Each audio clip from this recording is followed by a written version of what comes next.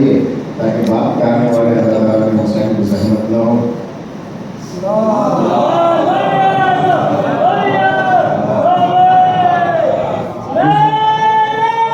जाता है वहाँ से उठना नहीं चाहिए, लेकिन जन्नत का ये भी है कि जितना ज़्यादा आपके अमाल अच्छे होंगे उतने दर्जा ऊपर बुलंद होता चला जाएगा। हमको अहले मिंबर है, झोपड़ी और सकीफा वाले हैं, जितना ज़्यादा वो मिंबर से वो भागते जिन्हें डर लगता है। आप तो मिंबर के दोस्तदारान हैं और मिंबर आपका है, आपके मौला का, आपके हकदारों का है। मिंबर से जितना करीब रहेंगे उतना ज़्यादा कभी दुश्मनाने ऐसा आपका शिकार नहीं। और खुदा न खासा खाका मलैन अगर मिंबर से दूरी हुई, साहिब मिंबर से दूरी हुई तो हर चलता रही आपका शिकार कर। और आप सबने देखा और जाना है, बहुत वायरल हुई है वीडियो के दो हिरन जब आपस में टकराते हैं तो उनके टकराते वक्त आकर के कोई भी भेड़िया उनका शिकार कर लेता है।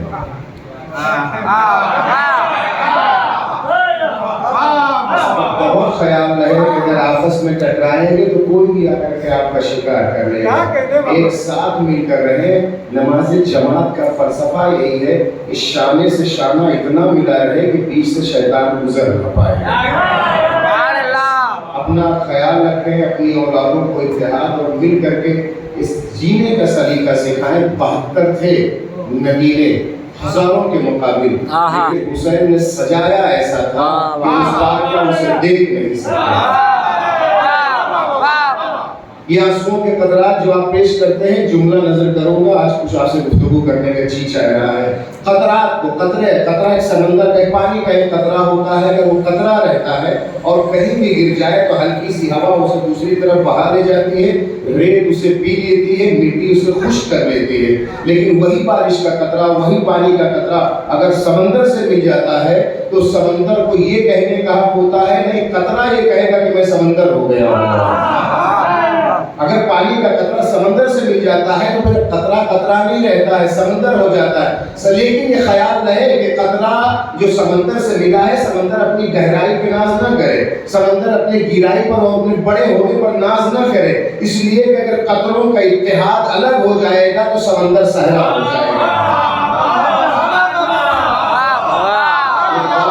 अली नबी आलम में एक बात पहुंचा, समंदर होता है, अगर ये कतरात अलग हो जाते हैं तो समंदर सहरा हो जाता है। इस वर्ष अज़ा को अपनी मोहब्बत के कतरों से समंदर बनाए रहे ताकि कोई सकीफा का सहरा यहाँ जन्म न ले।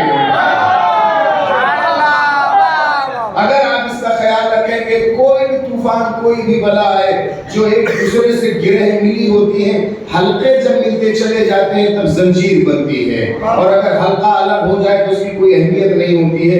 आज की रात को वो रात है आपकी कि आपका देश आजाद होने वाला है। आपका देश आजाद होने वाला, आजादी के नाम पे जो तड़प होती है, जो फड़क होती है, उसमें जिसमें कितनी जान पैदा हो जाती है। एक परिंदा भी अगर पिंजरे से आजाद होता है तो सुकून की सांस लेता है, लेकिन कब जब उसे आजाद होने के बाद आजाद हो जाना पड़े, अगर पिंजरे से निकल कर कमरे में कैद हो जाए तो वो आजादी नहीं है, बड़ी कैद है। अगर पिंजरे से निकल के कमरे में डाल दिया जाता है तो उसे आजादी नहीं कहते, बड़ी कैद है। छोटे से बड़े में हो गया, जिस्म नहीं, अगर जिस्म कैद भी हो लेकिन अगर फिक्र आजाद है, जिस्म अगर कैद में है लेकिन फिक्र आजाद है तो कभी वो कैदी नहीं होता है। लेकिन अगर जिस्म आजाद हो, फिक्र कैदी हो तो हमेशा कैदी कहा जाता है। बनी उमैया के पहले दिन से लेकर के सकीफा के आज आखिरी दिन तक ही बहुत सारे लोग हैं जो आजादी का झंडा लिए हैं, लेकिन सकीफा के ऐसे कैदी हैं, सकीफा के ऐसे कैदी हैं कि यजीदियत के आगे वो कुछ सोच नहीं पाते। हम कभी झोपड़ी में बात ही नहीं करते हैं। अगर एक रात हमने बिस्तर से अपने सर को उठाया है तो हमारी सारी बात मैदान में होती है। हम तो मैदान में खैबर से लेकर के करबला, करबला से लेकर के गदीर तक हम मैदानों की बात करने वाले लोग हैं। वो लोग बात करें जो पहाड़ों में रहते हैं, पहाड़ों की बात वो करते हैं, जो सहराओं को नहीं जानते। हम मैदानों की बात करते हैं। आजाद होना चाहिए। चाहिए इंसान को, उसकी फिक्र आजाद हो, उसका अकीदा आजाद हो, उसका बयान आजाद होना चाहिए। और अगर इस सब पर पाबंदी है तो उसको कोई आजादी कहने का हक नहीं होता। झंडा लहराने से कोई आजाद नहीं हो जाता है। झंडे के साथ अगर फिक्र और अगर अकीदा आजाद हो जाता है, अगर अकीदा आजाद हो जाता है तो इंसान आजाद है। फिक्र अगर आजाद हो जाती है, लोग ये कहते हैं कि साहब इस परचम में रखा क्या है, ये तो इस रंग का है, ये तो इस रंग का है, घर से तो खरीद के लाए, वहां से लाए, सिल करके आपने लगा दिया है। आपके मुल्क का झंडा तिरंगा है, 3 रंगों से मिला है, जिसमें शहीद के खून की भी याद है, यहाँ के जिम्मेदारों की भी याद है, और सुनो सफा का पैगाम भी पहुंचाने वाला झंडा है। जो उसमें तीली जो बनाई गई है, उसको जिसने मार्क किया है, इसी आपके साउथ की एक औरत ने किया है। पता नहीं आपको पता है कि नहीं पता है। जो लोग देशद्रोही की बात करते हैं, जब वो झंडे को देखें तो झंडे में जो तीलियां बनी उसमें देखें किसके हाथ लगा हुआ है। एक बात पहुंचाना चाहता हूं। अच्छा, ये झंडा है, तिरंगा है, एक साथ मिला करके जो उस पर है उसको तो अपने सीने से लगाते हैं, हाथों में उठाते हैं, और हमारे मुल्क की पहचान और निशान है। लेकिन अगर इसी झंडे को किसी में हिम्मत है जो यहाँ के मुल्क के बाहर में अगर रह करके इसका अपमान कर दे, इसको जमीन पर डाल दे, हुकूमत करने की जान होगी, वहां कानूनी उसके साथ चाराचूरी होगी। लेकिन कब? जब तक ये तीनों एक साथ मिला हुआ तब तक। लेकिन अगर पीला अलग कर दिया जाए, लाल सफेद अलग कर दिया जाए, उसे आप जला सकते हैं, फेंक सकते हैं, कहीं कुछ नहीं कहा, यही तो कपड़ा है, कहा ये रंग अलग है, ये रंग अलग है, कहा। लेकिन जब इसे मिला दिया है तो ये झंडा हो गया है। जब इसे मिला दिया है तो ये झंडा हो गया। जब तक आप अलग अलग बिखरे रहेंगे तो कोई भी ठोकरों में रखेगा।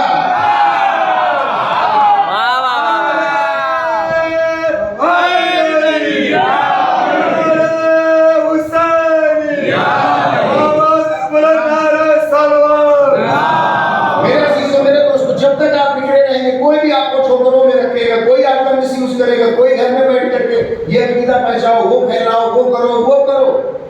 लेकिन अगर आप मिल करके रहेंगे तो किसी भी सकीफा वाले की कोई खबर चलेगी नहीं। मैंने जुमला कहा, जुमला आप मिला लीजिएगा। किसी भी सकीफा वाले की खबर जमे चलेगी नहीं, चाहे इसका प्लूरल हो, चाहे इसकी जमा हो। सलाम दीजिए मोहम्मद वाले मोहम्मद।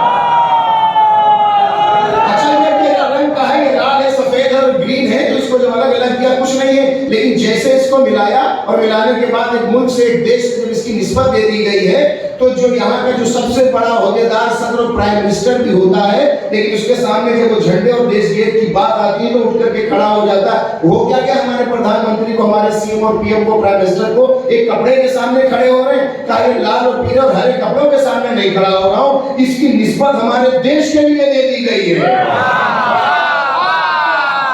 इस कपड़े की निस्बत हमारे देश की जानिब दे दी गई है। हम चंद मीटर के कपड़े और एक बांस के छड़ी के सामने नहीं, इसकी निस्बत अलमदारे करबला के लिए दे दी गई है। सारी मोहब्बत, सारा एहतराम जो किया जाता है वो निस्बत की बिना पे किया जाता है। मैं मुअद्दबाना इंतजार करता हूँ, लाइट तो नहीं जाएगी मेरी से, मुअद्दबाना इंतजार है, या तो सो के आया करिए या पीछे बैठ के सोया करिए। सलात भेजे मोहम्मद वाले।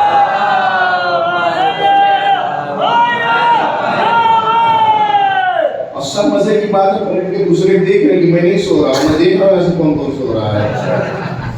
क्लास में हम थे, और अगर एक निस्बत हो जाती झंडे की तो एक मुल्क का जो भी होगा, किसी को हक नहीं होगा उसे उसका अपमान करे, उसकी बेहतरामी कर सके। उसके मुकाबले मुल्क का सीएम, पीएम और प्रेसिडेंट भी खड़ा हो जाता, इसलिए कि एहतराम का तकाजा, किसी ओहदे पर फायज हो तुम, लेकिन अगर देश का झंडा आता तो ऊपर उसका एहतराम फर्ज हो जाता है। अब मैं एक बात पहुंचाना चाहता हूँ, मुझे भूल जाइएगा लेकिन इस बात को ना भूलिएगा। मौला अब्बास का वास्ता देता हूँ आपकी खिदमत में, और आपको ये बताइए आपके मुल्क का झंडा कैसा है आप जानते हैं? आपके पड़ोसी देश का झंडा कैसा है आप जानते हैं? उसकी पड़ोसी का यूरोप का अलग है, अमेरिका का अलग है, ऑस्ट्रेलिया का अलग है, अफ्रीका का अलग है, जर्मनी का अलग है, स्विट्जरलैंड का अलग है। हर एक मुल्क का झंडा है ना, और वही उसकी पहचान है। क्या ऐसा मुमकिन है कि अमेरिका का झंडा लाकर के आप अपने लिए नदी पालन में लगा दें? अमेरिका ही भेज दिया जाएगा आपको, जिसे आप अमेरिका समझते हैं उसे जेल कहते हैं। उसके बाद जो पुलिस आपका स्वागत करेगी तो आप तो बेहतर जानते हैं, और यहाँ की पुलिस उस मुल्क का झंडा आप यहाँ नहीं लगा सकते हैं।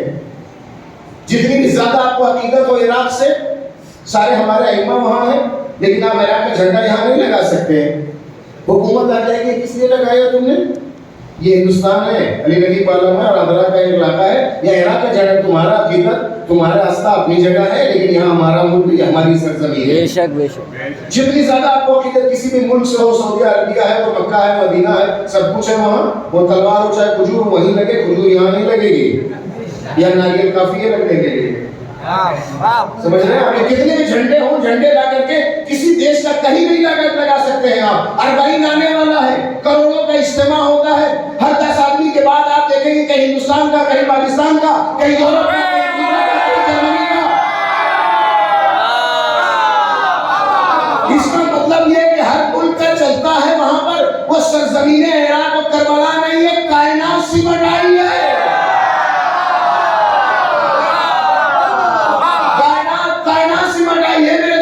हिंदुस्तान का झंडा यूरोप में नहीं, यूरोप का यहाँ नहीं, यहाँ का अमेरिका में नहीं, अमेरिका का यहाँ। हर मुल्क की एक पहचान है, हर मुल्क के झंडे बदलते हैं। अली नगी पालम से लेकर न्यूयॉर्क तक चले जाओ, अब्बास का आलम नहीं बदला है।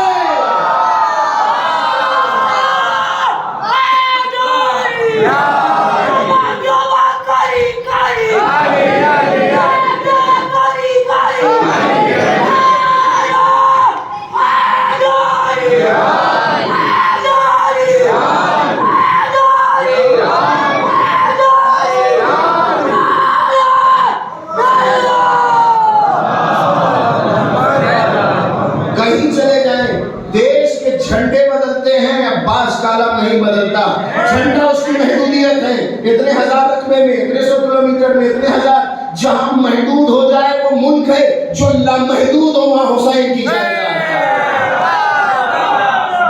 इसीलिए कहा जाता है ना, हमारे मुल्क के पीएम जो है मोदी जी हैं, दूसरे मुल्क का पीएम वो है, वहां का वो है, वहां का, लेकिन वहीं का है, इनका आदेश वहां नहीं चलेगा। हर मुल्क का एक वजीर है, एक सदर होता है, लेकिन हुसैन बादशाह है।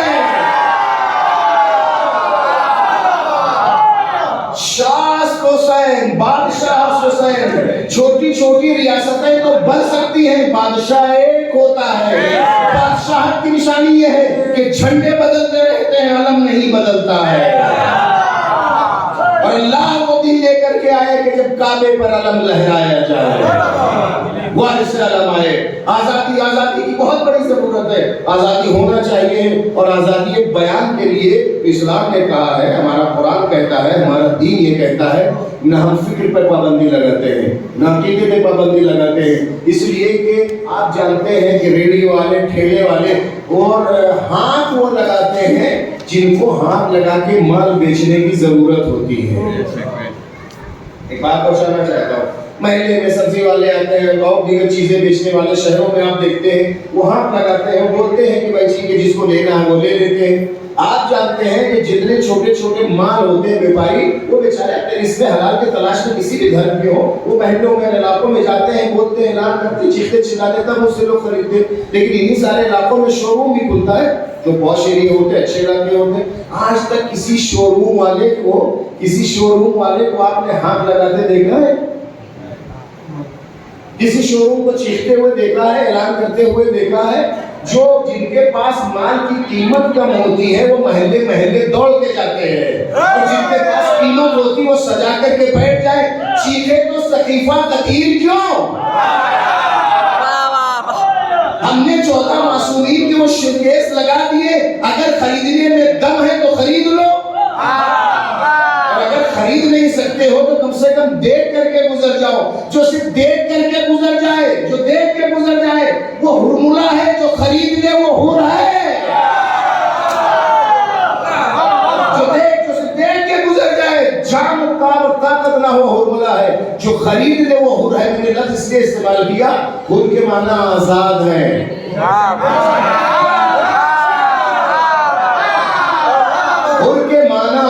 और आजादी का पैगाम देने वाले। आजादी की सुबह बड़ी कयामत की होती है, तमाम परिंदे बेचैन होते, पिंजरा खोलेगा कब।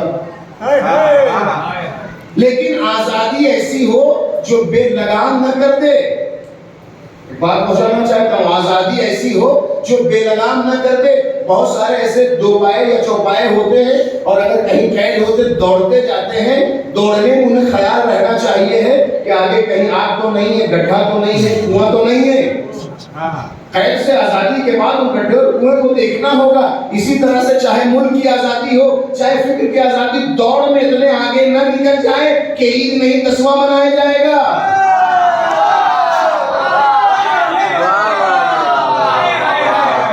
पर इतनी आजादी के अपनी पाबंदी की जरूरत है। बस इतना बनो कि हमारे जैसे बनो, हम जैसे हमने किया वैसे अंजाम दो। अली ने जो किया वो अंजाम दो। कितना अच्छा जुमला इमाम खुमैनी का कि कोई भी मुझसे ज्यादा इनकलाबी और अली से ज्यादा इस्लाम का हामी न बने।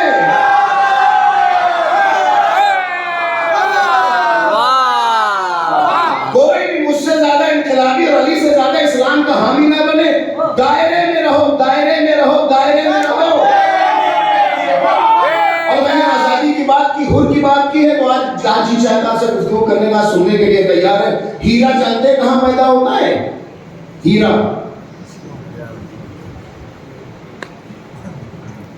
ये तो आप सब सारे हीरे बैठे हैं, जानते हैं। बड़ी चमक है आप में, अल्लाह इन चेहरों में चमक हुसैनी पे आप हमेशा बरकरार रखे।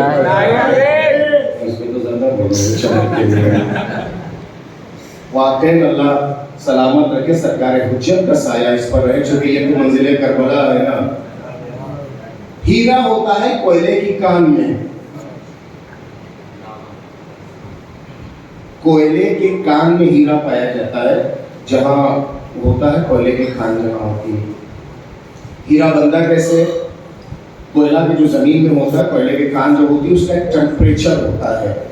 एक एकेडमिक वैसे पढ़े लिखे लोग हैं आप लोग, उसके जो अंदर की जो हीट होती है ना, गर्मी, टेम्परेचर, उसका टेम्परेचर जितनी रिक्वायर्ड है हीरे के लिए, अगर उससे ज्यादा हो जाए तो वो जल के कोयला हो जाता है। उससे ज्यादा हो जाए तो जल के कोयला हो जाता है। टेम्परेचर उससे कम हो जाए तो वो पत्थर हो जाता है। टेम्परेचर ज्यादा हो जाए तो जल के कोयला हो जाता है, नीचे हो जाए तो वो पत्थर होता है। जितनी रिक्वायर्ड है, इक्वल और बिल्कुल बराबर पे रहे तो वो हीरा होता है। कोयले की कान में होता हीरा, टेम्परेचर ऊपर तो कोयला, नीचे हो गए तो पत्थर। जितनी जरूरत एतदाल मेंटेन रखे बैलेंस, तो वो हीरा होता। यही पैगाम हम देना चाहते, न गाली बनो न मुकस्सिर।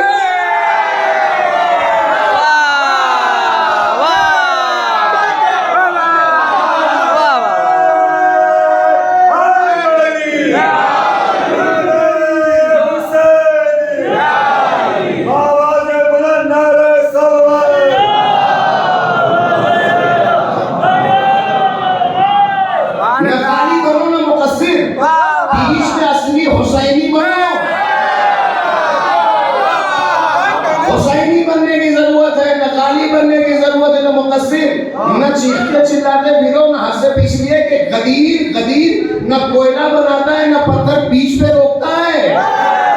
जो आगे वाले उनको बुला लो, जो पीछे रह गए उनके इंतजार कर लो। कूफा एक शहर का नाम नहीं, कोयले की कान। मैं मौजूद देना चाहता हूँ।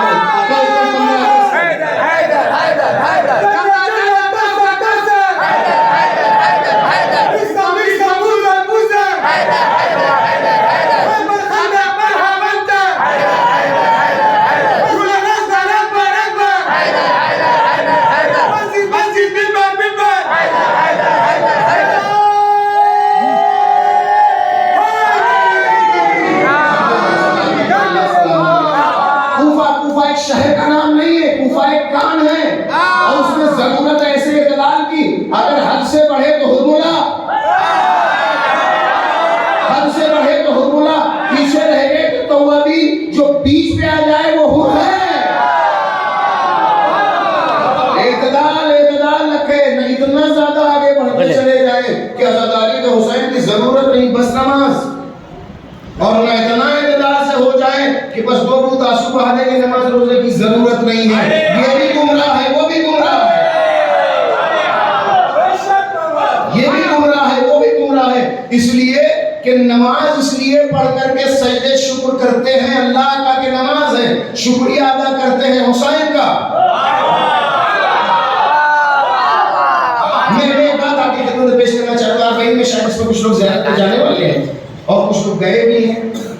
मेरे अल्लाह जो गए हैं उनको दोबारा जाना नसीब हो, जो नहीं जा सके उन्हें परवरदिगार माबूद यही साल उनकी ज़ियारत का साल हो। जब आप ज़ियारत करने जाते हैं, जो गए हैं जो जाएंगे, एक बात पहुंचाना चाह रहा हूँ, जब आप ज़ियारत पे जाते हैं इंशाल्लाह जाएंगे तो ज़ियारत के लिए ये है कि जब आप ज़ियारत पढ़ना शुरू करें, अस्सलाम वालेकुम वालेकुम, ज़ियारत पढ़ते पढ़ते एक जगह जब आप पहुंचते हैं तो वहाँ ज़ियारत में बीच में आता है कि 2 रकअत नमाज पढ़िए। ये बात पहुंचा लेगा तो मेरी मेहनत स्वागत हो जाएगी। हुसैन तुम्हारे नाम एक पैगाम। जब भी इंशाल्लाह करबला जाइएगा, इमाम रज़ा सलाम के बाद जाए कहीं जाए, ज़ियारत पढ़ते पढ़ते बीच में आता है कि आप यहाँ से 2 रकअत नमाज पढ़िए। 2 रकअत नमाज पढ़ने के बाद फिर क्या होगा, उसके बाद कंटिन्यू आप ज़ियारत करते हैं। ये यहाँ जब भी आप नमाज पढ़ते हो तो नमाज के आखिर में क्या करते हैं, ज़ियारत पढ़ते हैं ना। तो नमाज ज़ियारत, ज़ियारत नमाज, नमाज पढ़ करके ज़ियारत पढ़ते हैं, ज़ियारत के बाद नमाज पढ़ते हैं। अहले बैत और अल्लाह का एक मुआहिदा है, अल्लाह और आले मोहम्मद का एक मुआहिदा है। अल्लाह ने कहा मुझे वो सजदा कबूल नहीं जो आले मोहम्मद के सलाम के बगैर है। सजदा कबूल नहीं जो आले मोहम्मद के सलाम के बगैर है। आले मोहम्मद ने कहा वो सलाम कबूल नहीं जो सजदे के बगैर है। ये मेरे जवानों, मजलिस हुसैन से उठो, मस्जिदों को आबाद करो, सफे नमाज से आओ, फर्श अज़ा पे आ जाओ। ना अल्लाह से शर्मिंदा हो ना हुसैन से। अरे वो हुसैनी ही कैसा हो सकता है जिस हुसैन ने सजदे में सर कटा दिया, वो सजदा भूल जाए। वो हुसैनी कैसा हो सकता है जिस हुसैन ने लोके नेज़ा पे कुरान की तिलावत की कभी उठा करके ना देखे। सफ़े अज़ा से निकलिए, सफ़े मजलिस और सफ़े मस्जिद में पहुंचिए, सफ़े नमाज से निकलिए, सफ़े अज़ा पर आ जाइए। आज़ादी फ़िक्र बयान, मुल्क आज़ाद हो या ना हो, फ़िक्र आज़ाद होने की ज़रूरत होती है। और फ़िक्र की आज़ादी के लिए यही पैगाम हुसैन ने दिया था। इससे ज़्यादा क्या हो सकता है कि दुश्मन के खैमे में बैठा है, दुश्मन के साथ साथ है, दुश्मन का सरगना है, दुश्मन के 1000 के बटालियन का कमांडर है, जिसने घोड़े के मोड़ा नहीं था, सफर हुसैन को मोड़ दिया था, कूफे से करबला लेकर के आया था। लेकिन आज़ादी फ़िक्र बयान को हुसैन ने ऐसा दे दिया था, बैठा दुश्मन के वहाँ है, सोच हुसैन के लिए रहा। बैठा दुश्मन के खैमे में है लेकिन सोच हुसैन के लिए रहा। ए मेरे दोस्तों, काम पे जाए, मजदूरी पे जाए, ऑफिस में जाए, कहीं जाए, दोस्तों के बज़्म में हुए, दुश्मनों के नरले में कहीं रहे, कहीं रहे, कहीं रहे, लेकिन हुसैन की फिक्र होना चाहिए, हुसैन के बारे में सोचना चाहिए। सोचने का राज यह है कि पैगंबर ने सर सजदे में रखा है, सुभान रब्बिल आला व बिहम्दे। सोच ये रहे हुसैन उतरे कि नहीं उतरे, सर सजदे में रहे, जिक्र अल्लाह का हो, ख्याल हुसैन का रहे। जिक्र अल्लाह का हो, ख्याल हुसैन का रहे। ये सजदा, ये नमाज अव्वल तो बाकी ना रहती, अगर बाकी रह जाती तो एक मजहबी वर्जिश के सिवा कुछ ना होती। सजदों में जान, इबादतों में रूह और जीने का सलीका हुसैन ने सिखाया। ये अमानत इलाहिया है, इसे अपने बच्चों तक पहुंचाइएगा। मैंने बारहा कहा, जब जब आता हूँ आपकी खिदमत में अर्ज करता हूँ, इन बच्चों की भी कदर नहीं है। कदर इसलिए नहीं है कि इतना सजा सजाए इमाम बारगाह में है, फर्श अज़ा है, लाइट, पानी, हवा, पंखा, सारी चीज़ें मौजूद है माशाअल्लाह। अभी मजलिस के फ़ौरन बाद नज़र का एहतमाम भी है, नज़र हुसैन, सदक़ा हुसैन आपके लिए चाहिए। जन्नत के खानों में खुदा की कसम वो मज़ा नहीं जो एक चटने। और आप जानते हैं कि जब किसी भी मुल्क जाया जाता है कि मुझे खुद सफ़र मुल्क के बाहर का करना है, अभी महबाब से भी तज़किरा कर रहा था, पूछा करते हैं कि लोग कैसे हैं, मौसम कैसा है, लिबास कैसा है, वहाँ का वेदर कैसा होता। जहाँ आदमी को जाना होता पहले से सारी इंफॉर्मेशन ले लेता ताकि वो चीज़ अजनबी न लगे, ताकि वो चीज़ अजनबी न लगे। हम सियाह इसलिए पहनते हैं कि जन्नत लोगों के लिए हुसैन का आज़ा खाना है। और खानों की की बात क्या करें, तबरुक हुसैन खाते रहिए ताकि वहां का खाना अगर गए तो बदमजा न यहाँ के जवानों को अपने बच्चों से कहना, इन बुजुर्गों से पूछिए जिन्होंने चिराग को उठा करके जुलूस को उठाया है। बुजुर्गों से पूछिए जो कीचड़ों में चल करके उन्होंने अब्बास के आलम को उठाया, रास्ते में जुलूस को फिराया। बारिश होती थी, कहीं रुकने का साया नहीं होता था, उसके बावजूद हुसैन के इस लश्कर को, इस कारवां को नहीं रोका था। बुजुर्गों की जिम्मेदारी है अपने बच्चों को, अपने पोतों को और अपने नवासों को बैठा करके मुझे जाती है। सलात भेजे मोहम्मद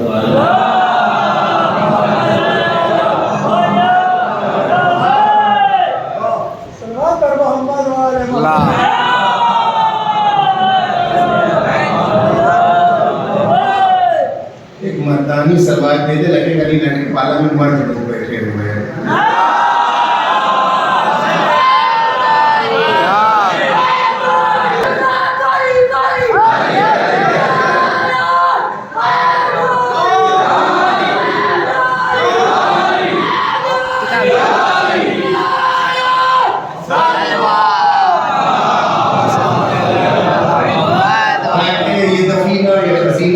कितनी जहमतों के साथ होता है, मजदूरी और मेहनत करके आते हैं, बीवी से बच्चों से कहते हैं आज बहुत गर्मी थी, आज बहुत परेशानी थी, आज किन किन हालात में देखो ये मैं लेकर के खरीद के लेकर के आया हूँ। घर में जब सामान आता है तो उसकी जहमतों मेहनतों को बताते हैं आप। मसादारी हुसैन और हुसैन कबीले और काफिले की और इस कारवान की उस जहमतों को बताइए ताकि कदर इन्हें महसूस हो। और यकीन जानिए कि ज़माना जितना ज़्यादा तरक्की करता जा रहा है, सहूलतें तो इजाफा होती चली जा रही हैं, खुलूस में कमी आती जा रही है। मैं अपने जवानों से माफ़ी चाहता हूँ, बुजुर्ग जितने हैं मैं हाथ जोड़ के उनसे तायद चाहूँगा। आप बताइए 30 साल पहले जो आपकी बस्ती में मुहर्रम का चाँद देखने के बाद जो कैफियत होती थी वो है? जो 9-1 पढ़ता था पूरे दाढ़े मार करके जवान और बुजुर्ग रोते थे वो है? जो हमारी बहू बेटियां, घर की बच्चियां जो मजलिस आज़ा में जाती थी वही पोशीदा लिबास, वही पुराना लिबास जो साल भर का पुराने बक्स से निकाला जाता था, कहाँ का प्रेस होना और कहाँ का उस पर क्या होना लगता था, कहाँ हुसैन की कनीज आई हुई है। और अब तो चांद से पहले ब्रांडेड कपड़े खरीदे जाते हैं। ये वाली टी शर्ट चाहिए नहीं, ये वाली जींस चलेगी नहीं, वो वाला दुपट्टा अच्छा लगेगा, ये वाला कैसा रहेगा, वो वाला कैसा रहेगा। मैं माफ़ी चाहता हूँ, मैं अपने नफ्स को कहता हूँ मेरे बाप का जनाजा होने वाला होगा अगर तो मैं जींस खरीदने नहीं जाऊँगा। मैं अपने बाप के 40वें के लिए चिकन के कुर्ते लखनऊ का खरीदने जाऊँगा? और अगर चाहते तो मुझसे ज़्यादा बेहया कोई नहीं है, मुझसे ज़्यादा बेगैरत कोई नहीं है। मुहर्रम के चाँद निकलने से पहले कपड़ों के एहतमाम, नए कपड़ों को, जींस और टी शर्ट और दुपट्टे और कपड़ों का एहतमाम क्या दिखाना चाहते हो? अगर सहरा आई है तो बीबी के दिमाग में नया दुपट्टा लेकर के आए या पोशीदा दुपट्टे के साथ शहजादी पर गिरिया करना चाहते हैं। तल्ख बात है, माफ़ी चाहता हूँ वो इसलिए कि ये जवानों को लगेगा बुजुर्ग हमारे बात की तायद करेंगे और आगे कहेंगे मौलाना क्या कि हम कहते हैं बच्चे नहीं मानते हैं। ऐसा कि नहीं है मेरे भाई, वही मेरे दोस्तों, हुसैन वो है जो तुम्हें भीड़ में गुम नहीं होने देता है। तुमसे गमे हुसैन जिंदा नहीं है, तुम गमे हुसैन से जिंदा हो। तुमसे अज़ादारी हुसैन नहीं पहचानी जाती है, तुम अज़ादारी हुसैन से पहचाने जाते हो। जितने बड़े करोड़पति और पति हो जाओ, इसी में जाते हो, गुम हो जाते हो, तो नोटिस नहीं लेता, लिफ्ट नहीं देता, कौन आया और कौन चला गया। मुहर्रम का चांद निकलता है, जितने लोग ब्लैक टी शर्ट और कपड़े पहने बैठे हैं, खुदा की कसम मुहर्रम का चांद निकलने से लेकर कम से कम आशूरा तक बड़े से बड़े शहर मछलीपट्टनम से लेकर विजयवाड़ा तक चले जाइए, कहीं भी आप रहेंगे दूर से पता चलेगा हुसैनी जा रहा है। तो और लोग पहचाने ना पहचाने, हम कपड़ों से पहचान लेते हैं ये हुसैनी है। तो आपके कपड़ों से जब हुसैनी पहचाना जाता है अगर 10 दिन तो 11 महीना 20 दिन आप अपने किरदार के जरिए से पहचाने जाएंगे। कोई भी नाम आप जाकर के कहीं भी बताएं, जोसेफ नाम है, उतप्पा नाम है, ये नाम है, वो नाम है, सॉरी नाम आप गलत बता रहे हैं, आपका कैरेक्टर इस नाम से मैच नहीं करता है। नाम आप क्रिश्चियन बता रहे हैं लेकिन आपका कैरेक्टर तो किसी और घराने का लगता है। ऐसा लगता है कि बहुत ये ऐसे लोग जो खानदानी लोग रॉयल रहोदा का बिहेवियर बताता है कि अभी आप ऐसा नहीं लगते। तो जब नाम आप गलत बताएं, दूसरे धर्म का बताएं, तो सामने वाला कहेंगे रॉयल फैमिली के लगते हैं। इसी तरह से ऐसा ना हो जाए कि नाम सैयद मुबीन हैदर बताएं, किरदार किसी और घराने से मिलता हो। मैं माफी चाहता हूँ इसलिए कि जो आपके पालिए थी वो बातें मैंने कह दी, वो बातें कह दूं जो मुझे कब्र में जवाब देना है। मैं माफी चाहता है जवानों, कुछ भी हो जाए, घर में टाइम की रोटी ना आए ना आए, लेकिन नजरे हुसैन में मरी से हुसैन में कमी ना आने। मेरा करोड़ों सलाम हो उन लोगों पर, उन घरानों पर, उन अफराद पर जो जिस भी तरह के मलिक से हुसैन पे नजर का एहतमाम करते हैं, उनके सलाम है। लेकिन वो अफराद जो 10, 20, 50, 100 का खाना नहीं कर सकते, दिल छोटा न करे। हुसैन तेल नहीं देखता है, नियत देखता है। कुछ नहीं कर सकते ना, एक गिलास पानी तो रख सकते हो, एक गिलास पानी रख करके हाथों में उठा के फातिहा पढ़ करके कौसर के लाल, कुछ नहीं है हमारे पास, ये आंसुओं के कतरे, एक गिलास पानी है, आप इसे कबूल कर ले। वो करीम हुसैन मुमकिन नहीं है कि बहुत सारे खानों को कबूल कर ले और एक गिलास पानी को कबूल न करे। घर में आप अपनी बहू बेटियों बच्चियों से कहेंगे बेटा घर वाले मगर हमारे पास पैसा नहीं कि हम 100 करोड़ लोगों की दावत कर सकते हैं, तो एक गिलास पानी को हुसैन को दे सकते हैं। मामूली सा तबरुक मंगा करके, ज्यादा बाहर नहीं कर सकते, अपने बच्चों के नाम भी दूर अगर हुसैन का जिक्र करके पहुंचा दे, शहजादी तुम्हारे लिए दुआ करे। एक नजर का तस्करा आया, मैं 2 जुमले कहूँ। देखिए मसाइल पढ़ने के लिए घंटों जरूरत नहीं होती है, दिल पे अगर चोट लग जाए तो जुमला मर जाने के लिए काफी होता। क्या ये कम है कि अली की बेटी कूफे में नंगेज है?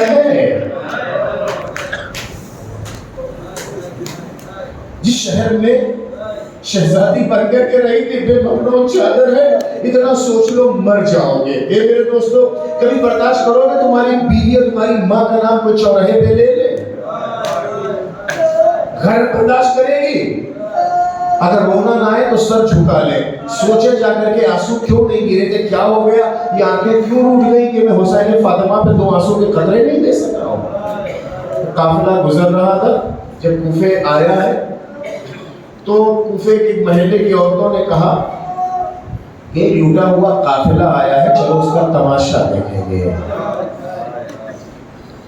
शीरी ने कहा नहीं, मेरी शहजादी ने ये कहा था कि कभी असीरों का तमाशा न देखना, कभी कैदियों का तमाशा न देखना।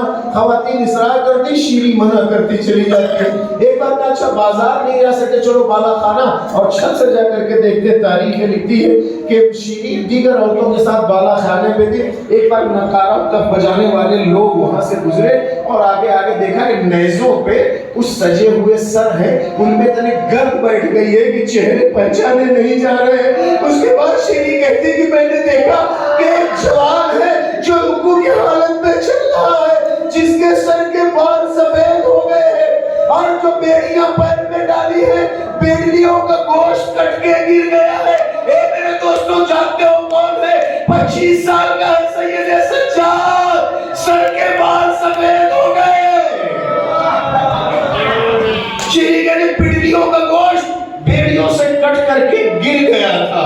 जब वो सवार आकर के, वो कैदी जब आकर के आगे बढ़ता है, एक एक सवारी आगे बढ़ती चली जाती, सवारी आगे बढ़ती चली जाती है। महफिलों के कहाँ के महफिल, कहाँ का हिजाब, कहाँ का पर्दा, देखा कि एक सवारी आकर के रुकी है बाला खाने के करीब, एक दरास्तबल में चूल्हे। अगर रो सके तो तुम्हारे यहाँ से तुम्हें कबूल नहीं है, शहजादी को तुम जवाब देना, लेकिन जाके तन्हाई में सोचना जरूर कि आंसू क्यों नहीं गिरते हैं।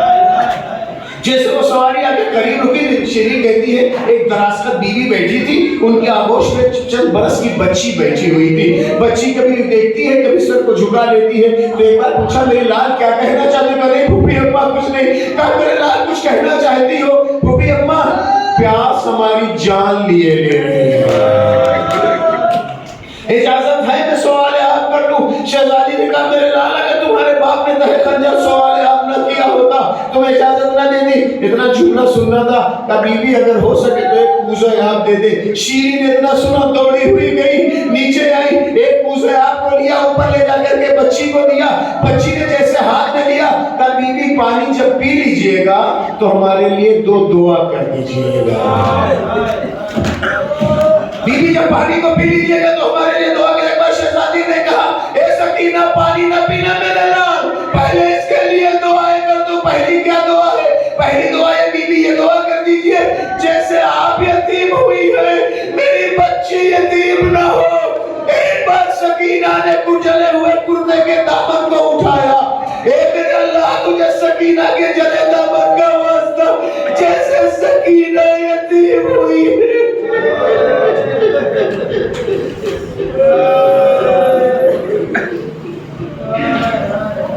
मेरे अल्लाह जैसे सकीना यतीम हुई है, इसकी बच्ची यतीम ना हो। दूसरी दुआ क्या है? एक दुआ कर दीजिए, मेरा शहजादा सलामत रहेगा। कौन है शहजादा? मैं नाम नहीं ले सकती। ए बीबी अगर आप नाम ना बताइएगा तो मैं दुआ किसके लिए करूंगी? कहां का रहने वाला है? कहा शहर मदीना। ये नाम सुनना था बीबी की हिचकियां बन गई ज़ैनब कुबरा की। मदीने का नाम सुना बर्दाश्त न कर पाई। मदीने में किस महल्ले में? आप कैसे बताऊं? महल्ले बनी हाशिम। अब आप ज़ैनब की धड़कनें और तेज हो गई, नाम तो बता दो।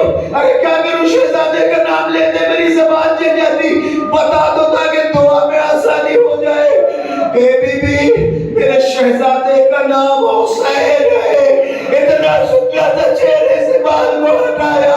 ए शीरी अब हुसैन की सलामती की दुआ न करना, वो तो कहने के नेज़ा पर तुम्हारे शहजादे का सजा हुआ सर, ये सकीना यतीम है हुसैन।